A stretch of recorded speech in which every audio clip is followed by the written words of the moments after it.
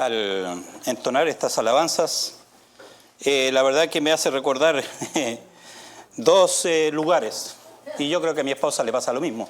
Uno, el seminario, porque muchas de esas canciones las cantábamos ahí en el seminario los estudiantes cuando teníamos nuestro tiempo, y también mi iglesia ahí en Chile, sobre todo la doxología, que era uno de los himnos que se acostumbraba a cantar. Así que nos trae recuerdo estas alabanzas.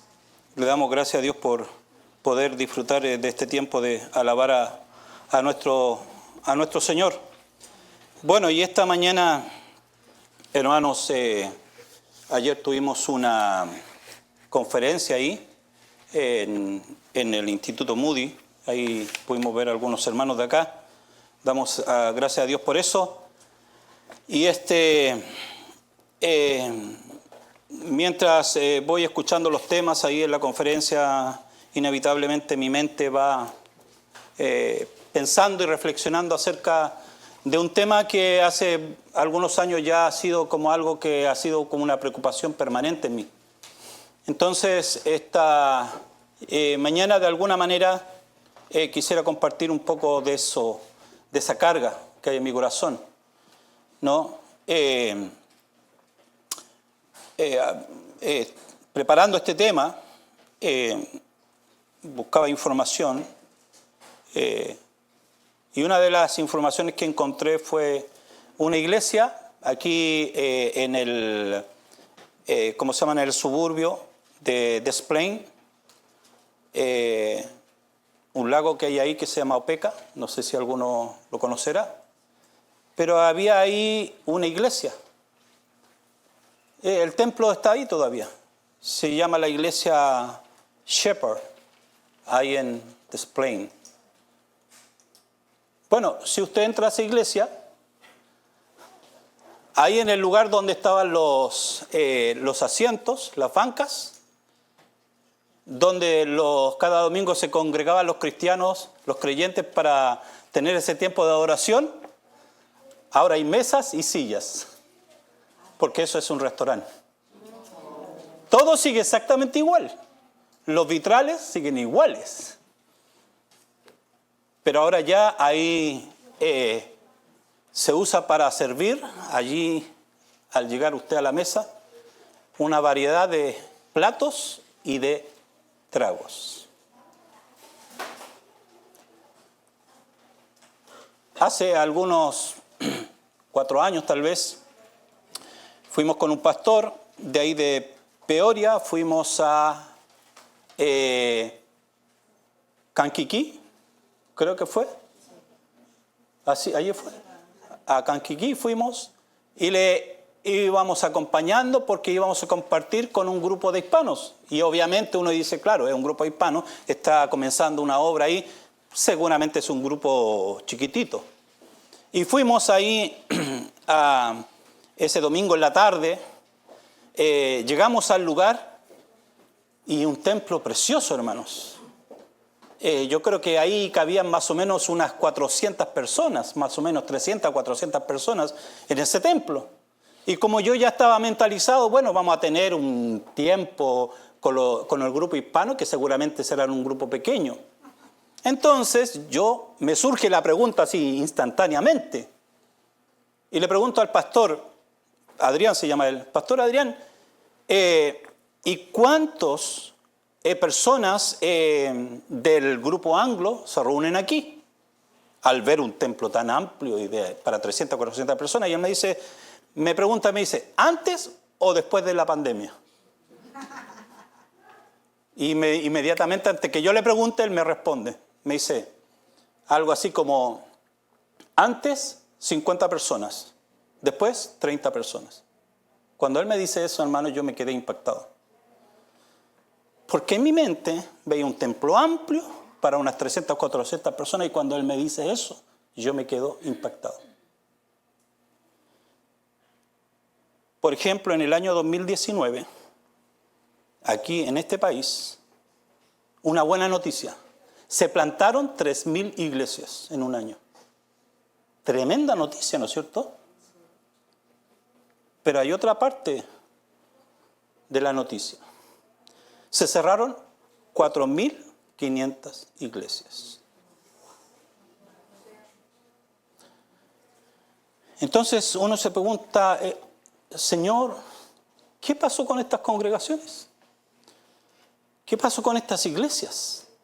¿Qué pasó con esa iglesia de ahí en Des Plaines? Que uno entra y ahora es un restaurante. ¿Qué pasó con los miles de iglesias que se cerraron cada año o se cierran cada año? Entonces ahí me surge la pregunta, ¿para qué realmente existe la iglesia? Y esto, hermanos, es porque nosotros tenemos una idea, tenemos conceptos que honestamente, hermanos queridos, esos conceptos y esas ideas vienen de cualquier lugar muchas veces menos de la palabra de Dios. Y ahí yo voy entendiendo por qué estas iglesias se han cerrado. ¿Por qué donde habían asistencias de 200, 300 creyentes, hoy día están casi vacías? Oremos. Señor, venimos aquí para escucharte a ti, Dios. Hay un mensaje que tú quieres compartirnos en estos tiempos. Hay algo que tú quieres hacer. Pero, Señor, necesitamos estar en sintonía con lo que tú nos quieres comunicar. Pero también tener un corazón sensible para estar dispuesto a obedecer, Señor, ese mensaje que tú en estos tiempos, Señor, quieres comunicarnos, quieres, Señor, que nosotros sepamos para poder, Señor, estar involucrados en tus planes y tus propósitos para nuestros tiempos. Bendícenos esta mañana y prepara el corazón de mis hermanos para que sean receptivos, Señor, a tu palabra. Porque lo pido, Dios, no por méritos personales. Los pido por tu misericordia y por tu gracia en el nombre de nuestro Señor Jesús. Amén. Amén. Entonces, hermanos, ahí como leíamos en Hechos, y yo creo que hay varias cosas para qué existe realmente la iglesia. Pero hoy día le voy a compartir solamente 4, que me parecen muy relevantes, muy importantes, y que creo, mi impresión, siento que de alguna manera esas cosas se han perdido en la iglesia de hoy. Y lo primero que quisiera compartir es que la iglesia existe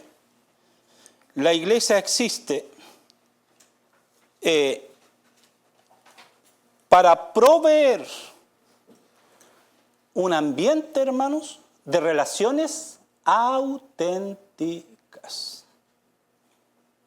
De relaciones auténticas. Hoy día la iglesia, de alguna manera, se ha convertido en una forma, en una dinámica, donde esto creo que se ha perdido. Mire, si nosotros volvemos al pasaje de Hechos 2:44, vamos a leer al 47, dice, todos los que habían creído, y noten estas palabras, quiero que puedan notar ahí en el texto, dice, todos los que habían creído estaban juntos, ¿no es cierto? Y dice, estaban juntos y tenían en común todas las cosas, y vendían sus propiedades y sus bienes y los repartían a todos, y según la necesidad de cada uno, y dice, y perseverando unánimes cada día en el templo y partiendo el pan en las casas, comían juntos, con alegría y sencillez de corazón. ¿Cómo estaba el ambiente ahí? ¿Qué es lo que había ahí en ese ambiente, en esa congregación? ¿Daban deseos de estar ahí o no daban deseos de estar ahí? Obvio que daban deseos de estar ahí. ¿Cuánto yo quisiera ser parte de esa congregación, de esa iglesia? Entonces uno ve ahí relaciones auténticas, no disfrazadas. Hermano, en la iglesia no necesitamos relacionarnos bajo una apariencia de espiritualidad. No necesitamos eso. Como lo que pasaba con los escribas y fariseos, que decía el Señor Jesús que ensanchaban sus filacterias, o como se le conoce hoy día, los tefilín. Son esas cajitas, ¿no es cierto?, donde tienen algunas partes, digamos, trozos de la ley ahí, escritos en esas cajitas, y se las ponen aquí o aquí y se las amarran. Son esas cajitas negras, basado en Deuteronomios, cuando dicen, y las tendrás en tu frente, ¿no es cierto?, y en tu mano. Y ellos lo tomaron literal. Pero los fariseos, como eran tan espirituales, no se le ocurrió mejor idea, ¿no es cierto?, de hacerlas más grandes, más anchas, para mostrar, miren qué espirituales somos. Hermanos de la iglesia, no necesitamos eso. No necesitamos dar una imagen de espiritualidad que no es la realidad. ¿No es cierto? Por ejemplo, voy a poner un ejemplo. A veces nosotros tenemos una imagen de los pastores. En la iglesia, creo, mi sensación es que la gente tiene la idea, no las congregaciones, no estoy hablando de esta, estoy hablando de todo, en general. Los hermanos tienen la idea de que ese hermano llamado al pastorado, que es pastor, a él no tiene tentaciones, él no tiene problemas. Es como que lo rodea una aura de espiritualidad donde él no lucha con nada. Y eso no es real. Como pasó con un pastor de 50 años. El pastor de 50 años estaba compartiendo con un pastor de 80 años. Y el pastor de 50 años, después de terminar la conversación, casi, al final le dice, pastor, le quiero pedir algo, que usted pueda orar por mí en el área sexual. Le dice el pastor de 50 años al pastor de 80 años. Y el pastor de 80 años le dice, con una condición le dice. Sí, le dice el pastor de 50 años. ¿Cuál? Que tú también ores por mí por lo mismo. Esa es la realidad. O como dijo otro pastor, le dijo a la congregación, si ustedes conocieran quién realmente soy yo, ustedes no querrían que yo fuera su pastor. Y si yo conociera quién realmente son ustedes, yo no querría ser su pastor. Hermanos, esa es la realidad. No necesitamos tratar de dar una apariencia de espiritualidad que no es real. No es real. Todos los creyentes lidiamos y batallamos y luchamos. A veces tenemos derrotas, a veces tenemos victorias. ¿No es cierto? Entonces, también, hermanos queridos, mire lo que dice Gálatas 6:2. Gálatas 6:2 dice claramente el apóstol Pablo. ¿Y a quién lo dice? A los Gálatas que habían vuelto a ese sistema de la ley, de los legalismos. Y obviamente cuando las personas quieren caminar en su vida cristiana basado en este tipo de cosas, se generan una idea de espiritualidad falsa. Y obviamente cuando la persona se siente muy espiritual, entre comillas, mira con menosprecio a los que están a su lado, porque no son, pero ¿cómo? No estás a mi nivel. Entonces, Gálatas 6:2 dice, sobrellevad los unos las cargas de los otros y cumplid así la ley de Cristo. ¿Cuál era la ley de Cristo? Ama a tu prójimo como a ti mismo. Porque él dijo, la ley y los profetas se resumen en 2 mandamientos. Ama a Dios con todo tu ser y ama a tu prójimo como a ti mismo. Y dice, sobrelleven las cargas los unos de los otros. Esa es la realidad. Nosotros tenemos cargas. Nosotros luchamos, lidiamos con cosas. Y aquí, en este momento se me vino esto a la mente, hermano. No lo digo por esta iglesia, quiero que me entiendan. Lo digo por lo que observo a mi alrededor, en la realidad de la iglesia de hoy. A veces me pongo a ver videos, ¿cómo se llama?, de conciertos cristianos, de música cristiana en YouTube.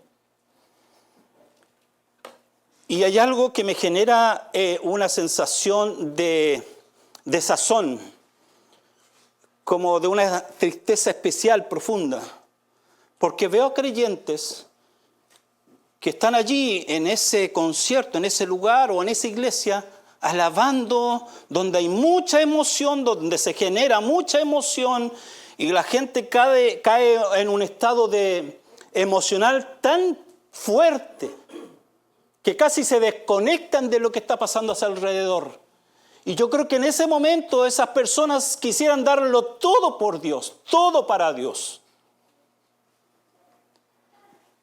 Pero mi sensación de desazón viene cuando pienso y cuando ese tiempo se termina. ¿Qué pasa con la vida de ese creyente?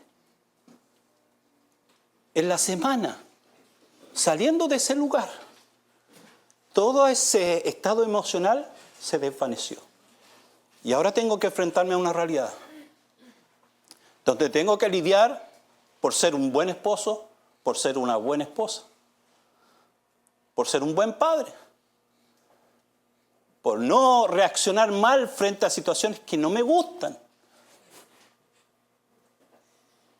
Y ahí como que ese estado emocional que estaba ahí, donde estaba dispuesto a darlo todo por Dios, se desvaneció. Y eso repetidas veces me produce tristeza. Porque digo, esa persona realmente lo que necesita es entender primero que la iglesia es un lugar donde debemos proveer un ambiente auténtico. Dice 1 Corintios 12:26. Así dice, hermano. Mire lo que dice Pablo a los hermanos en Corintios, otra iglesia que estaba lidiando con ciertas situaciones, con ciertos problemas, donde no había esa empatía. ¿Por qué? Porque se había distorsionado los conceptos de vida cristiana. Dice, de manera que si un miembro padece, ¿qué dice? Todos los miembros se duelen con él. Y si un miembro recibe honra, todos los miembros con él se gozan. Entonces, hermano querido, eso es lo primero. Pablo está diciendo ahí, si un miembro padece, todos deben padecerse con él. Eso es. Cuando usted está teniendo derrotas, necesitamos estar ahí. No para criticar, no para hundir, sino para animar a poder alcanzar victoria en esas áreas. Y cuando alguien se goza, estamos ahí para gozarnos de ese avance, de esa victoria que el creyente ha tenido. Pero en la iglesia debe haber un ambiente de auténtica, relaciones, donde no necesitamos, hermanos, tratar de mostrar una imagen de espiritualidad que no tenemos. Esa es la verdad. Segundo, la iglesia existe para restaurar la vida de sus miembros. Y esta es mi convicción después de ir conociendo la palabra de Dios. Esta es mi convicción, hermanos. Dios es tan sabio, tan perfecto, que Dios no solo planeó nuestra salvación, sino también nuestra restauración. Porque Él sabía el impacto que dejó el pecado en el ser humano. El hombre no solo necesitaba salvación y perdón de sus pecados, también necesitaba restauración. Y la iglesia existe para restaurar, hermano, la vida de sus miembros, porque todos venimos arrastrando un montón de cosas. Y el único lugar, se lo digo sincera y honestamente, objetivamente diría también, el único lugar en la tierra, en el mundo, donde un ser humano va a encontrar verdaderamente restauración, es en la iglesia. Esa es la iglesia. El mundo ofrece muchas alternativas, pero todas simplemente apuntan a los síntomas y no al problema de raíz. Esa es la realidad. Entonces, hermanos queridos, a esto lo conocemos como la doctrina de la santificación progresiva. Filipenses 1:6 dice, estando persuadido de esto, que el que comenzó en vosotros la buena obra, la perfeccionará hasta el día de Jesucristo. Ese es el plan de Dios, ¿no es cierto? ¿Quién necesita ser restaurado? Que Dios vaya haciendo esa obra perfecta en nuestras vidas, esa buena obra para ir restaurándonos todos. Por ejemplo, para los apóstoles, ahí para los apóstoles, hermanos, la enseñanza de la palabra era prioridad. Miren, Hechos 2:42 dice, y perseveraban en la doctrina. O sea, eran constantes, persistentes en enseñar que la doctrina de los apóstoles. Dice, en la comunión unos con otros, en el partimiento del pan y en las oraciones. Pero me enfoco en eso cuando dice, y perseveraban en la doctrina de los apóstoles. Entonces, Hechos 6:2 después nos dice, ¿no es cierto? Los apóstoles estaban convencidos de que en algo que tenían que ser constante y persistente era en la enseñanza. Y Hechos 6:2 dice, entonces los 12 convocaron a la multitud de los discípulos y dijeron, no es justo que nosotros, o sea los apóstoles, dejemos la palabra de Dios para servir a las mesas. No es que ellos no querían servir a las mesas, que tenían mala disposición, que no tenían actitud de servicio. No, es que ellos se daban cuenta que la enseñanza de la palabra de Dios para los creyentes que se habían convertido era fundamental. Era prioridad. ¿Por qué era prioridad? Mire, ¿por qué para los apóstoles la enseñanza era prioridad? Mire, porque por un lado, obviamente, la doctrina de los apóstoles era la enseñanza que ellos recibieron de Jesús. O sea, además de la enseñanza del Antiguo Testamento, donde ellos iban demostrando a las personas que Jesús, el hijo de José y de María, era realmente el Cristo, el Mesías esperado, el Salvador. Pero también con eso las enseñanzas que ellos recibieron de Jesús. Entonces, lo que ellos enseñaban a los creyentes allí, que para ellos era prioridad, era lo que ellos recibieron de parte de Jesús, como lo dice Mateo 28:20. Cuando Jesús le dijo a ellos, enseñándoles, ¿a quién? A los que iban a ser discípulos. Dice, enseñándoles que guarden todas las cosas que os he mandado. Hasta allí. Entonces, ellos enseñaron, hermanos, lo que ellos recibieron de Jesús. Pero, con el mismo enfoque. Con el mismo enfoque, es decir, cambiar, restaurar la vida de esas personas, de esos creyentes. Y esto lo entendemos con lo que el mismo Señor Jesucristo en Juan 15:3 les dijo a los discípulos. ¿Qué les dijo a los discípulos en Juan 15:3? Ya vosotros estáis limpios por la palabra que os he hablado. Ese era el propósito de la palabra impartida por Jesús a sus discípulos. Y ellos transmitieron la enseñanza con el mismo enfoque. Con el mismo enfoque, porque ellos sabían. ¿Ustedes se han convertido, han creído en Cristo Jesús como su Salvador? ¿Le han reconocido como el Mesías prometido en la ley y los profetas? Tienen salvación, pero ahora necesitamos transmitir, comunicar con el mismo enfoque que nuestro Señor Jesús nos entregó a nosotros. Necesitamos nosotros los apóstoles compartirlo a ustedes, transmitirlo a ustedes, porque ustedes también necesitan restauración. ¿No es cierto? Amén.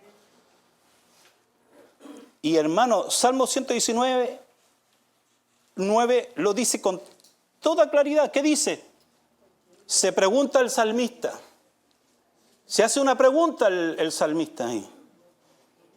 Dice, ¿con qué limpiará el joven su camino? ¿Con qué? ¿Con qué?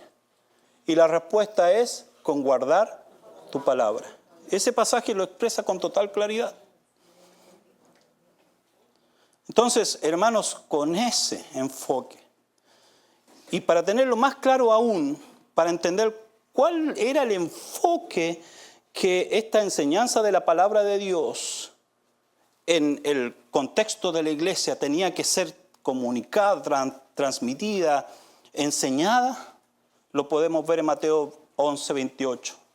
Mire lo que dice el Señor Jesús aquí. Mire lo que dice, venid a mí, todos los que estáis trabajados y cargados, y yo os haré descansar. Llevad mi yugo sobre vosotros y aprended de mí, que soy manso y humilde de corazón, y hallaréis descanso para vuestras almas. Porque mi yugo es fácil y ligera mi carga. Esa es la invitación que el Señor Jesús hacía. ¿Sabe por qué? Porque Él sabe. Él sabe que nosotros los seres humanos, por causa del pecado, hemos sido afectados, hemos sido impactados. Y el pecado ha dejado en nuestras vidas cargas que son difíciles de llevar. Nosotros miramos a este mundo. Hay un dicho que decimos nosotros, no sé si también en sus países se conoce ese dicho, dice, caras vemos, corazones no sabemos. Vemos a la gente así, no, se ven que están felices, se ven. Pero métase en el mundo de esas personas y va a descubrir que esa felicidad es aparente, muchas veces es temporal y momentánea, porque todos traemos cargas. Y hermano querido, la iglesia debe tener una enseñanza enfocada, una estructurada, el ministerio de la iglesia de tal forma que las personas se encuentran realmente en la iglesia un lugar de restauración para nuestras vidas. Todos necesitamos que la palabra de Dios sea expuesta de tal manera que vaya haciendo esa obra en nosotros.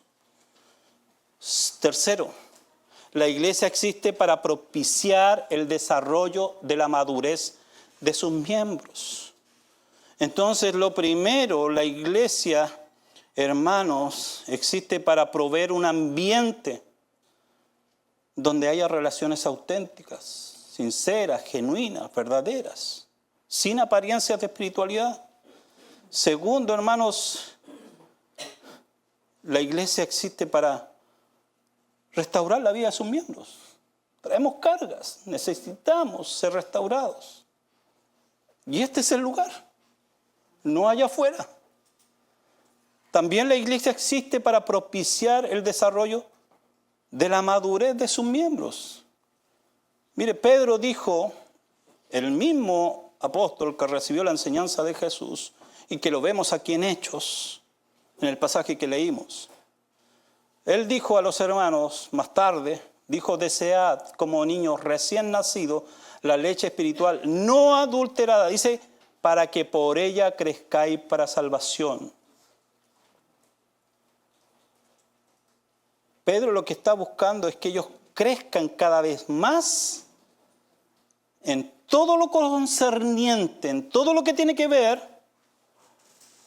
con esta salvación que han recibido. Crecer, desarrollarse. Y da el ejemplo y usa esta figura del lenguaje, el niño recién nacido, que va recibiendo la leche maternal y eso va nutriendo su cuerpo físico y va creciendo y se va desarrollando y eso le permite ir, ¿no es cierto?, avanzando físicamente en la vida.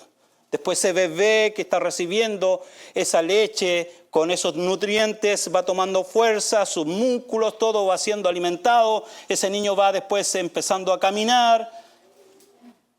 Eso es lo que se espera. Y eso es lo que se espera en la iglesia. Hebreos 5, 12 y 14 dice, mire lo que dice Hebreos a unos creyentes, le dice, porque debiendo ser ya maestros, ustedes ya deberían ser maestros, llevan tanto tiempo que a esta altura de la vida ustedes ya deberían ser maestros, pero no son maestros. Con todo lo que ustedes han recibido, ustedes ya deberían ser maestros, le dice, en otras palabras, el autor de Hebreos. Y dice, después de tanto tiempo, tenéis necesidad de que se os vuelva a enseñar cuáles son los primeros rudimentos de la palabra de Dios. Y habéis llegado a ser tales que tenéis necesidad de leche y no de alimento sólido. Y todo aquel que participa de la leche es porque es inexperto en la palabra de justicia, porque es niño.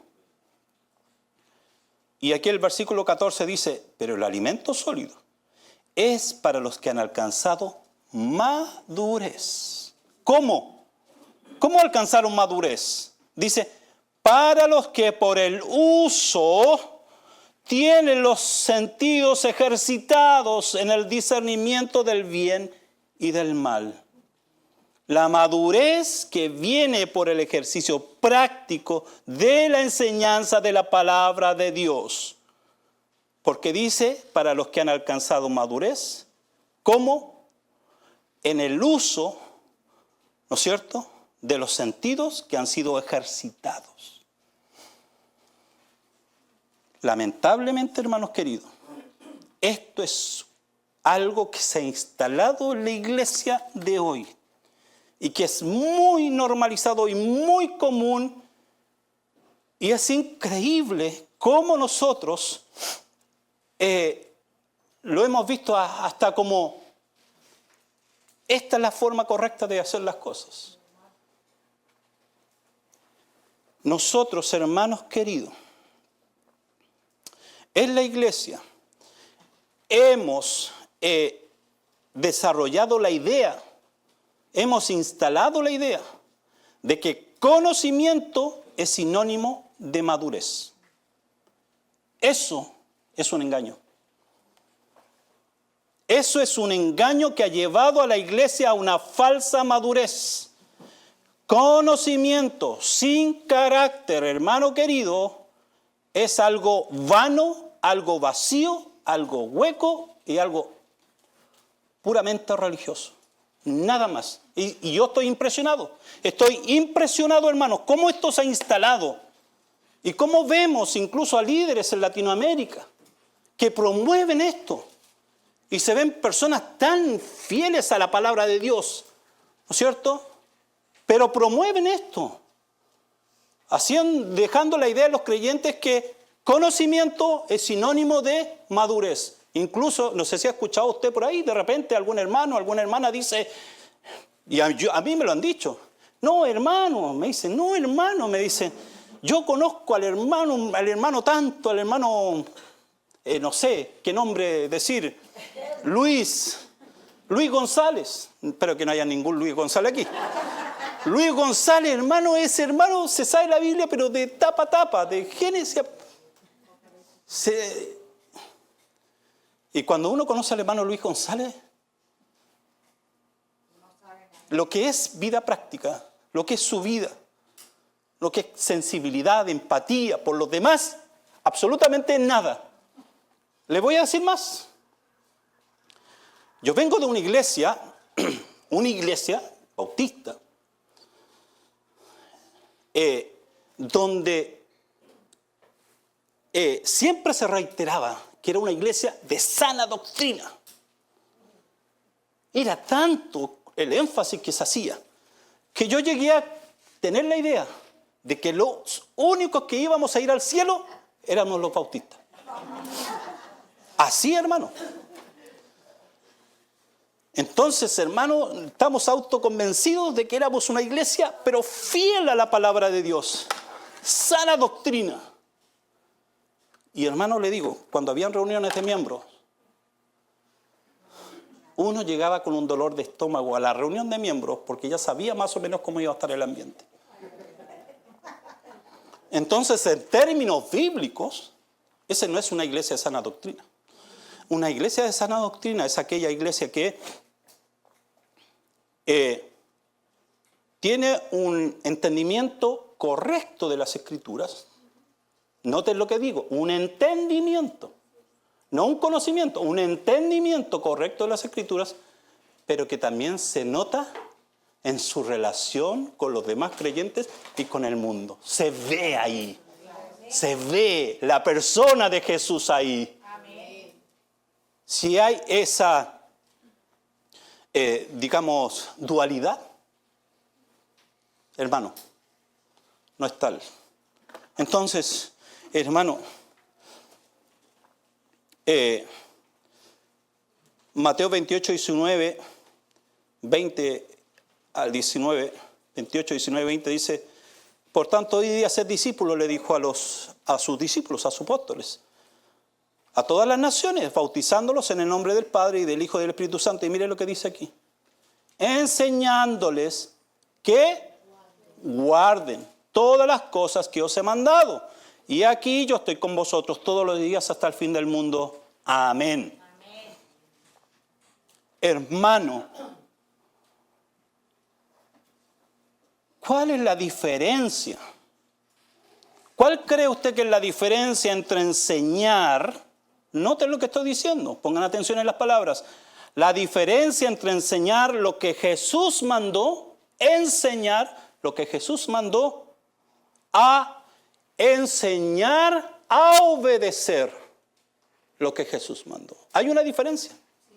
Enseñar lo que Jesús mandó a enseñar a obedecer lo que Jesús mandó. Hermano, la madurez se obtiene por el proceso de conocimiento, entendimiento y obediencia.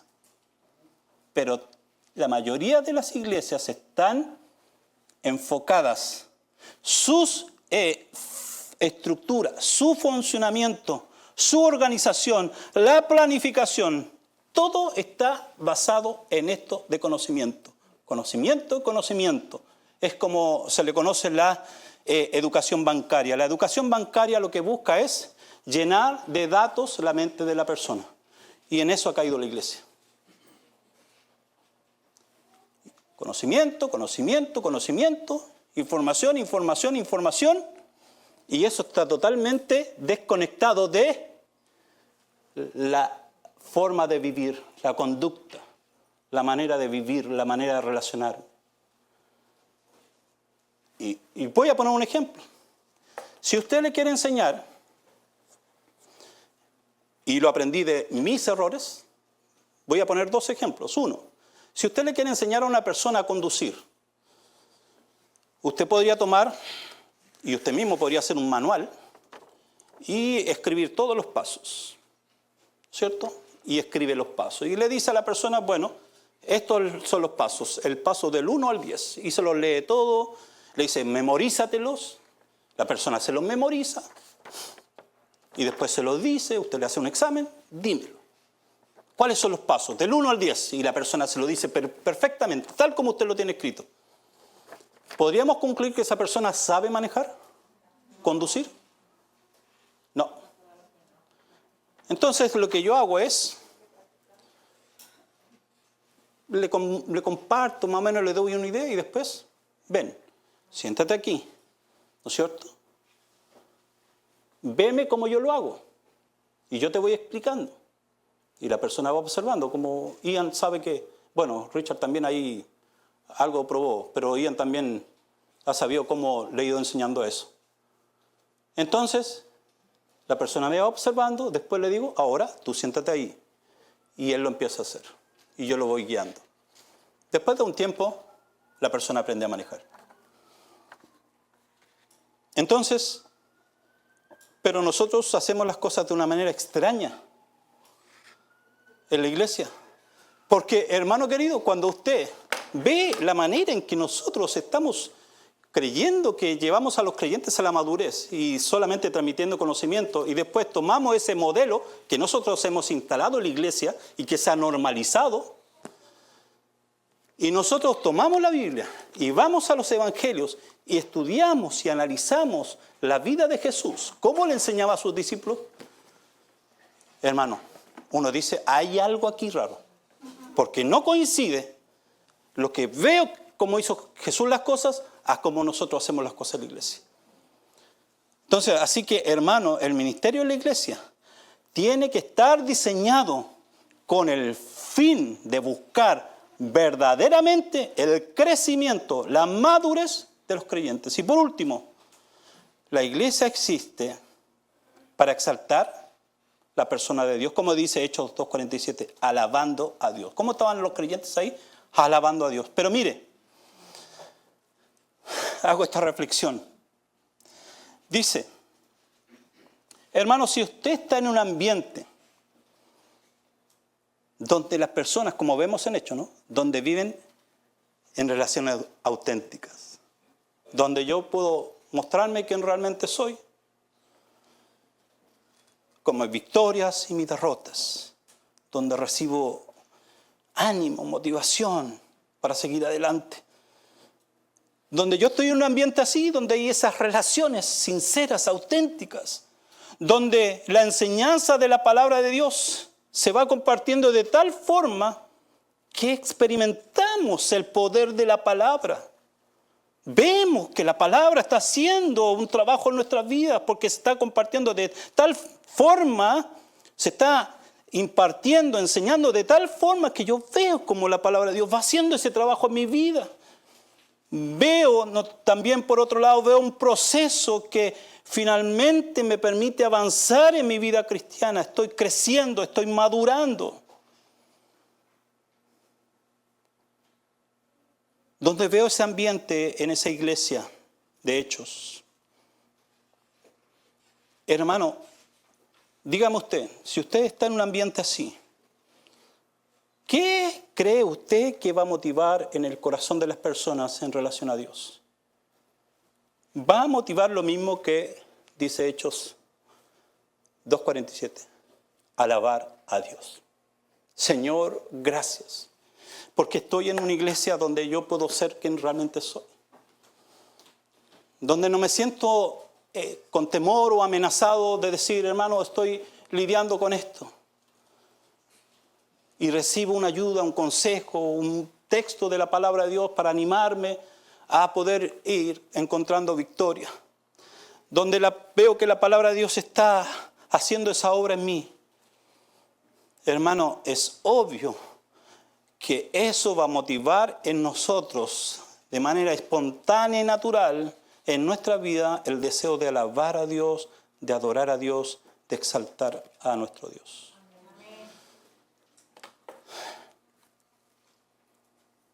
Recuerdo cuando estábamos haciendo un discipulado con Carmen Gloria y su hijo Steven, ahí en un pueblo cerca de donde vivíamos en Chile. Un discipulado que se llama de descubrimiento bíblico. Ir guiándoles a través de la Escritura a conocer a Dios allí, a ver qué cosas de lo que la Escritura está diciendo allí son cosas que yo tengo que llevar a la práctica. Y así compartíamos, después tomamos un cafecito y compartíamos ahí. Y eso cada semana. Carmen Gloria, al principio, decía, dice, cuando yo leo la Biblia, cuando quiero leer la Biblia, me duermo. Entonces ya mejor no la leo. Decía ella, me duermo. Entonces uno la escuchaba, ok, le daba algunos consejos, pero seguía pasando lo mismo. Al transcurrir el tiempo, en este contexto de ir aprendiendo la palabra de Dios, como ella veía, iba descubriendo al Dios de la Biblia, ¿no es cierto? A ese Dios de la Biblia, iba viendo cómo esa que iba aprendiendo le ayudaba a hacer cambios en su vida. Así que después de varias semanas, ella dijo, ahora nos sentamos con Steven y tomamos la Biblia y leemos juntos la Biblia. Carmen Gloria ya no se dormía. ¿Por qué? Porque fue viendo las Escrituras de otra forma. Realmente este libro es relevante para mi vida. Hace algo. Ya no es un libro para adquirir simplemente conocimiento. ¿Por qué?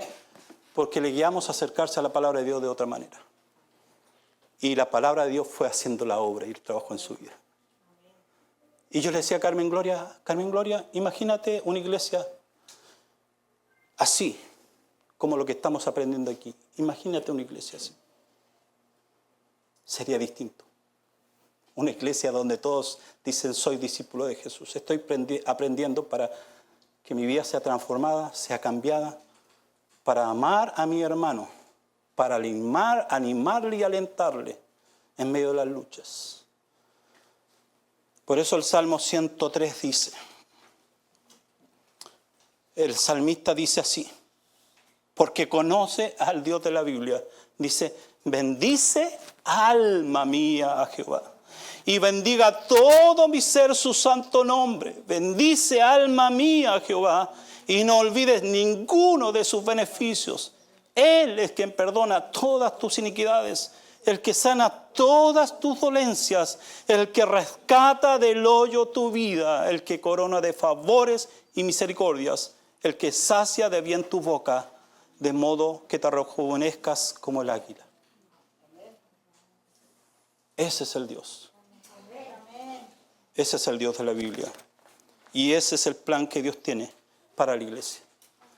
Que eso sea, hermanos, para ustedes como iglesia. Porque de esa manera, como en Hechos, ellos iban siendo un testimonio poderoso para los que estaban a su alrededor, de manera que se iban añadiendo a la iglesia los que iban siendo salvos. Oremos. Señor, te damos gracias porque tú quieres realmente, Dios, una iglesia, Señor, sincera, genuina, sin esa espiritualidad, Dios, de apariencia. Señor, este es el lugar que tú has diseñado, Dios, para restaurar, para transformar, para cambiar las vidas, para llevarnos a un crecimiento, Dios, a la estatura de la persona de nuestro Señor Jesús. Este es el lugar, Dios, que la gente afuera debiera encontrar para poder encontrar esperanza para sus vidas, Señor. La iglesia es el único lugar en el mundo que debiera llevar esperanza a la gente allá afuera. Ayúdanos, Señor. Transfórmanos y cámbianos, Dios, para que tu reino sea extendido. Te lo pedimos, bendito Dios, en el nombre de Jesús. Amén.